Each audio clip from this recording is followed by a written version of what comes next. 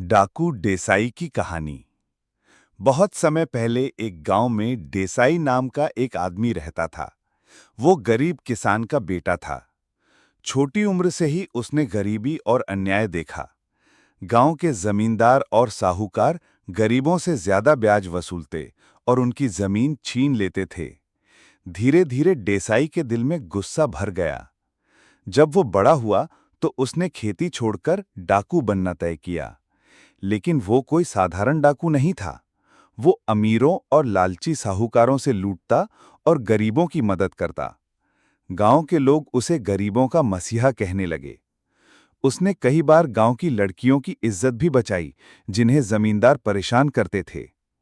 देसाई की टोली जंगल में रहती और रात को गांव में चोरी करती, लेकिन गरीब किसानों से कभी एक दाना भी नहीं लेती। धीरे धीरे उसकी कहानी पूरे इलाके में फैल गई। अंग्रेज हुकूमत और राजाओं ने कई बार उसे पकड़ने की कोशिश की, लेकिन हर बार वो चकमा देकर निकल जाता। लेकिन कहते हैं, अन्याय का रास्ता हमेशा लंबा नहीं चलता। एक दिन उसकी टोली के ही किसी साथी ने लालच में आकर अंग्रेजों को खबर दे दी। देसाई को घेर कर पकड़ लिया गया। आखिरी समय पर जब उसे सजा दी जा रही थी, तो गांव के बूढ़े बच्चे सब रो रहे थे। देसाई मुस्कुराकर बोला, अगर गरीबों की मदद करना गुनाह है, तो मैं ये गुनाह 100 बार करूंगा। सीख। ये कहानी हमें सिखाती है कि अन्याय के खिलाफ खड़ा होना जरूरी है।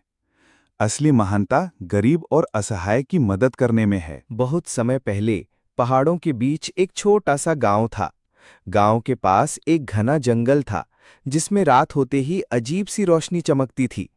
गांव वाले डर के मारे उस जंगल में कभी नहीं जाते थे। गांव में अर्जुन नाम का एक बहादुर लड़का रहता था। वह बचपन से ही जिज्ञासु था। एक दिन उसने ठान लिया कि वह उस जंगल का राज जरूर पता लगाएगा।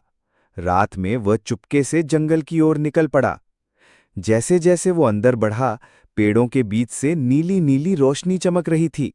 अचानक उसके सामने एक बड़ा सा चमकदार हिरण आया, जिसकी आंखों में इंसानों जैसी मासूमियत थी। हिरण ने मन की भाषा में कहा, डरो मत अर्जुन, मैं तुम्हारा दोस्त हूं। लेकिन इस जंगल को एक बड़े खतरे से बचाने के लिए तुम्हारी मदद चाहिए। अर्जुन ने साहस दिखाते हुए कहा, मैं तैयार हूं, बताओ मुझे क्या करना होगा। हिरण ने उसे एक सुनहरा बीज दिया और कहा कि इसे पहाड़ की सबसे ऊंची चोटी पर लगाना है, वरना जंगल हमेशा के लिए अंधकार में डूब जाएगा। अर्जुन ने कई कठिन रास्ते पार किए, तूफानों और जंगली जानवरों से बचते हुए चोटी तक पहुंचा। उसने बीज बोया और देखते ही देखते पूरा आकाश रोशनी से भर गया। जंगल में फिर से जीवन लौट आया। गांव के लोग अर्जुन की बहादुरी पर गर्व करने लगे और उस दिन से जंगल और गांव के बीच दोस्ती का रिश्ता बन गया। राजू एक छोटा किसान था। गांव के किनारे उसकी 2 बीघा जमीन थी। पिछले 3 साल से बारिश समय पर नहीं हो रही थी और फसल बार बार सूख जाती थी। कर्ज बढ़ता गया और घर में चूल्हा जलाना भी मुश्किल हो गया। एक दिन उसने खेत में बीजों की बोरी उठाई, लेकिन उसमें बस आखिरी मुट्ठी बीज बचे थे। राजू के सामने 2 रास्ते थे। या तो इन बीजों को पीसकर आटा बना ले, जिससे परिवार एक हफ्ते तक खा सके, या फिर इन्हें खेत में बो दे, उम्मीद पर भरोसा करते हुए कि शायद इस बार किस्मत बदल जाए। रात भर वो सो नहीं पाया। उसकी पत्नी ने आंसुओं से कहा, राजू, आज की भूख है, फसल कल की। राजू ने गहरी सांस ली और सुबह सुबह खेत में जाकर वो बीज मिट्टी में दबा दिए। लेकिन किस्मत जैसे मजाक कर रही थी। बीज बोने के बाद भी बादल नहीं आए।